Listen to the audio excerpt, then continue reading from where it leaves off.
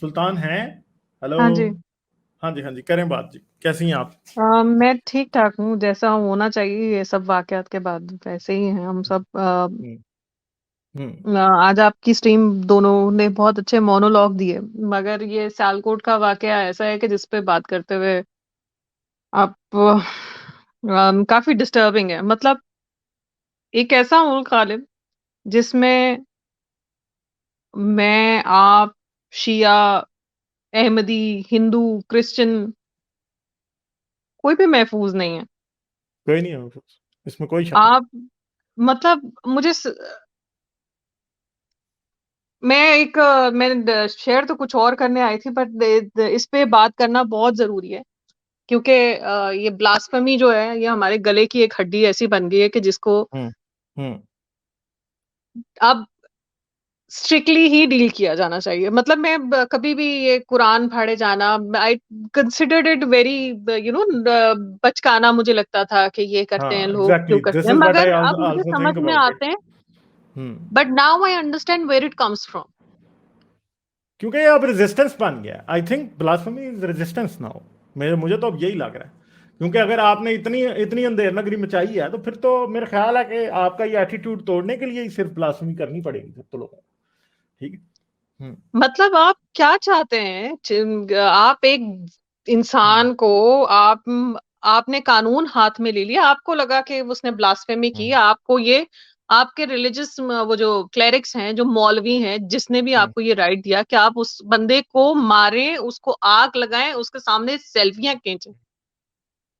अगर आपका मजहब ये सिखाता है तो आई एम सॉरी, मैं तो ऐसे मजहब, ऐसे लोगों के इर्द गिर्द भी ना रहना चाहूं।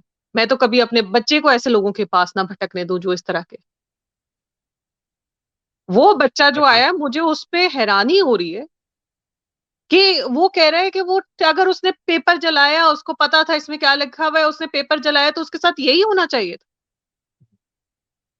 तो ये अब अनपढ़ लोग ये फैसला करेंगे कि उसे आता था या नहीं आता था। ये होता कौन है? हाँ, हाँ। पैदा किया इसने उस आदमी को। हम्म। कैसे आप किसी की जान के बारे में फैसले कर सकते हैं? ऐसे बैसे बैठे हुए बड़े मजे से उसने कह दिया कि हाँ उसको मार देना चाहिए।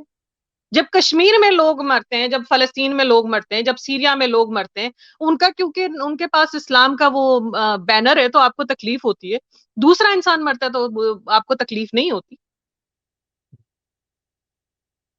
इनकी एग्जैक्टली। सेंसिबिलिटीज, इनके एहसासात मेरी समझ से बाहर है। और ये इस तरह के वाकयात करते रहे, आई एम श्योर कि आइंदा इनके लिए मुश्किलात बढ़ेंगी। और मेरे नजदीक तो अब किसी गैर मुस्लिम को, किसी शिया को, किसी अहमदी को, भाई मेरी तरफ से तो आप हक बजाने में, अगर आप मुल्क छोड़ के जाते हैं, हम लोग मुल्क छोड़ के गए क्योंकि वी हैड प्रॉब्लम्स, हम नहीं रह सकते वहां पे, आपको तो वहां पे जाना भी नहीं चाहिए अगर आप बाहर हैं तो। नहीं जाना चाहिए जी। अगर कोई कोई मिनॉरिटी पाकिस्तान की रिलीजियस, जिसको मौका मिलता है पाकिस्तान छोड़ने का, छोड़ दो भाई, ना ना रहो। एग्जैक्टली। किसी तरह भी मौका मिलता है। जो लोग और जालिम लेते हैं जाके ठीक करते हैं वो असल में। और जो हाथ मिनॉरिटी जोड़ के उन पाकिस्तान की लोगों से रहेगी, माफी हाँ। है। हम्म। हाथ जोड़ के उन लोगों से माफी है जिनके साथ ये लोग इतने गैर इंसाना सलूक कर रहे हैं, और हमारी हुकूमतें बैठी हुई सिवाय ट्वीट करने के कोई इनके पास काम नहीं। अगर आप वो देखें ना, न्यूज डॉन की थी जिसमें अभी वो इमरान खान ने ट्वीट का भी उन्होंने जिक्र किया, मुफ्ती मुनीब कह रहे हैं उस खबर में डॉन की, कि मीडिया को इतनी जल्दी नहीं करनी चाहिए हम्म। इल्जाम देने में, पहले इसकी इन्वेस्टिगेशन होनी चाहिए। क्या उसने किया क्या काबिले नहीं, हाँ। मजम्मत है, मगर इसकी इन्वेस्टिगेशन की जानी चाहिए। लानत है ऐसे मौलवियों पे, वाकई।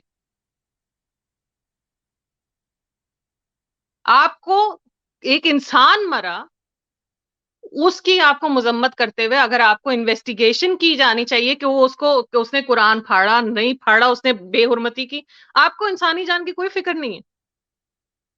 वो मर गया, उसके बच्चे, आप हाँ, सोचें वो उसके बच्चे कौन से नहीं है, ट्रॉमा हाँ। से गुजरेंगे, उसके बच्चे, उसकी बीवी। और मुझे ये बताएं कि वो डेड बॉडी कौन सी लेके जाएंगे साथ? क्या उन्होंने लास्ट राइट्स नहीं करने थे उसके? वो किस किस डेड बॉडी का जलाते हैं वो? मगर क्या वो इस तरह की डेड बॉडी को जलाने के लिए वेट करेंगे? कि जिसका चेहरा ही नहीं है, कोई भी कुछ भी नहीं है, क्या करेंगे वो लोग? खुद सोचें, को लास्ट राइट्स तो किसी को मिलने चाहिए ना कोई। और ये लोगों ने तो मार दिया तो लाश भी जलाई, ठीक है। बहुत ही बहुत ही ज्यादा जो है ना मुश्किल है। पता नहीं कितने हाँ लोगों का खून होगा, कितने लोगों के हाँ साथ ये होगा, तब हाँ जाके ये खत्म होगा। मुझे तो हाँ। मतलब I am glad I am out of that country.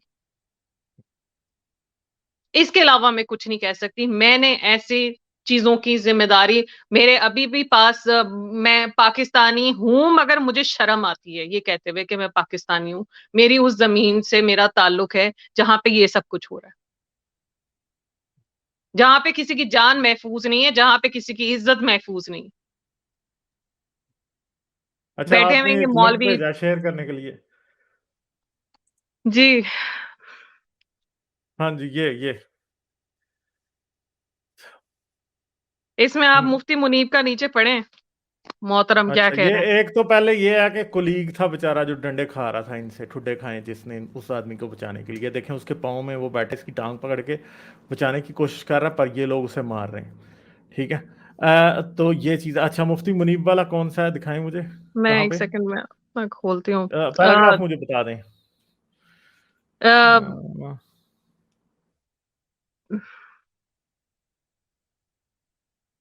Mufti PM Munib Imran से। खान का जहां पे है उसके हाँ नीचे ही है। हाँ हाँ, ये Mufti Munib is former chairman of central Ruet Hilal committee. Mufti Munibur Rahman condemned the incident but called on the media to desist from attributing blame to any group or individual before completion of the investigation into the matter। यानी TLP को जिम्मेदारी ना दो, मुफ्ती मुनीब ये कह रहा है, ठीक है। he said there was no ground to take the law into one's own hands when a constitutional and legal system was present in the country despite whatever deficits it may have।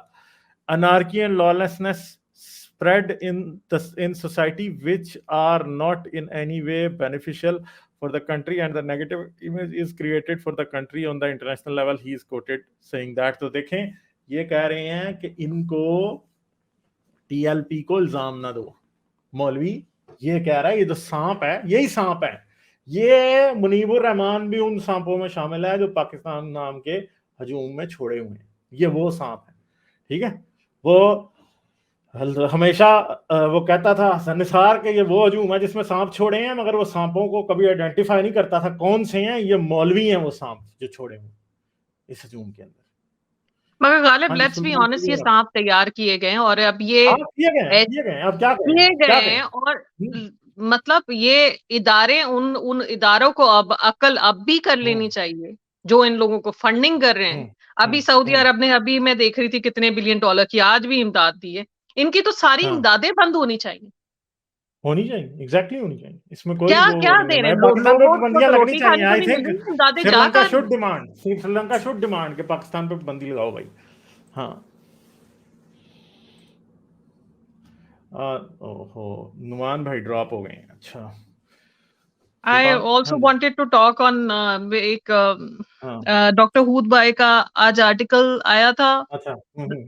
तो हाँ education system, वो बच्चा जो आया था उस पे तो हाँ हाँ हाँ हाँ हाँ जी, हाँ जी। मतलब एक एग्जाम्पल है कि क्या हमारे एजुकेशन सिस्टम का हाल है। और उसमें आप सोने पे सुहागा ये है जो नवंबर 10 2021 को एक लाहौर हाई कोर्ट के एक डायरेक्टिव्स आए थे, उसमें उन्होंने पूरी जी लिस्ट बनाई है क्या क्या कुछ ये करेंगे। उसमें जी सेशन जज या उसका appointee chief executive officer of education के साथ जाके मुख्तलिफ स्कूलों का पंजाब में मुआयना हम्म करेंगे। हम्म उस मुआयने के दौरान इन्होंने 3 प्रिंसिपल्स के खिलाफ कार्रवाई भी करने का फैसला किया। पनिशमेंट अब देखें उनकी क्या हम्म। होती है। अब ये और खौफनाक चीज है। वो सिंगल नेशनल, वो जो करिकुलम का कुरिकुलम, जो का हाँ, अजाब उसकी गले मुखालफत पड़ा कर है, रहे थे वो। उसके लिए अब इनके पास अथॉरिटी, इनको ये था कि 29 नवंबर तक इन्होंने स्कूलों में जाके इंस्पेक्शन करनी थी हम्म कि वहां पे कुरान की तालीमात किस तरह से की जा रही है, उसको एक सेपरेट सब्जेक्ट के तौर पे पढ़ाया जा रहा है कि नहीं पढ़ाया जा रहा। अब वहां पे क्या कर रहे हैं, ये जो सेशन जज है या उसका अपॉइंटी चीफ एग्जीक्यूटिव ऑफिसर के साथ जाके पुलिस वालों के साथ, जिन्होंने राइफलें हाथ में पकड़ी हुई है, 10 से 12 साल के बच्चों के इंटरव्यूज कर रहे हैं, टीचरों को बाहर अच्छा। निकाल के, हाँ। और उनसे सवाल हो रहे हैं कुरान के और उनकी तालीमात के।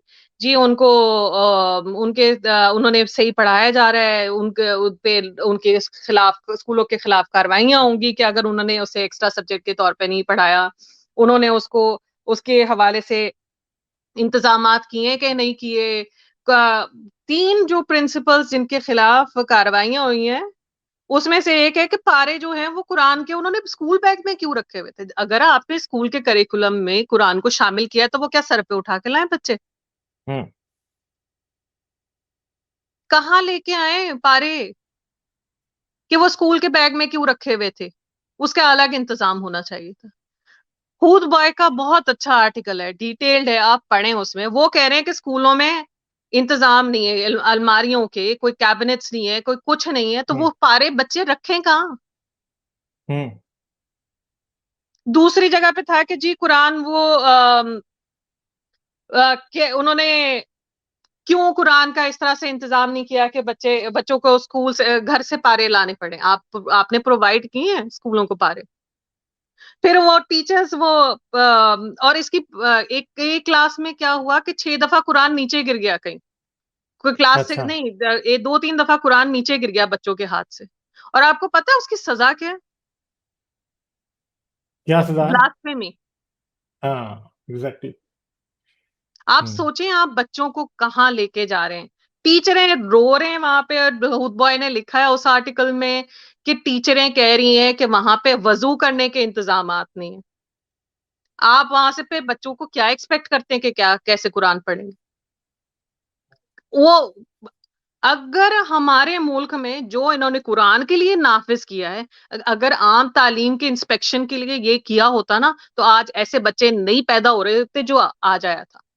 ये दिमाग में बारूद भर दिया किसी ने। ठीक है, यही है बस। लाइक, शेयर और सब्सक्राइब करना मत भूलें। इसके साथ साथ आप मेरे चैनल को पेट्रियन पर सपोर्ट कर सकते हैं। पेट्रियन का लिंक वीडियो की डिस्क्रिप्शन में है।